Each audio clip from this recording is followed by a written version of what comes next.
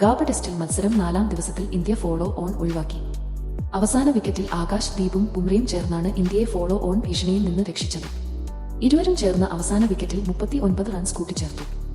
4-ാം ദിനം കളി അവസാനിക്കുമ്പോൾ ആദ്യ ഇന്നിംഗ്സിൽ ഇന്ത്യ 9-ന് 252 എന്ന നിലയിലാണ്.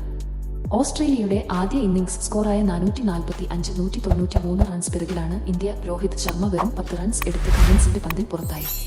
KL രാഹുൽ നന്നായി ബാറ്റ് ചെയ്തു എങ്കിലും 84 റൺസ് എടുത്തു നിൽക്കെ ലിയോണിന്റെ പന്തിൽ സ്മിത്തിന്റെ ഒരു മികച്ച ക്യാച്ചിൽ ഔട്ടായി.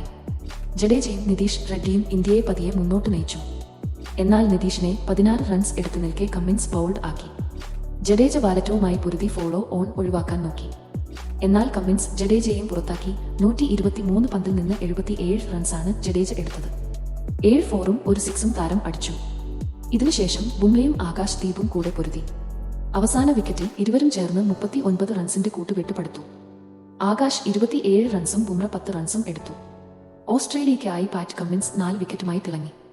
സ്റ്റാർക്ക് 3 വിക്കറ്റും ഹേസൽവുഡും ലിയോണും ഓരോ വിക്കറ്റും വീഴ്ത്തി. അവസാന ദിനമായ നാളെയും മഴ ഭീഷണി നിലനിൽക്കുന്നുണ്ട്.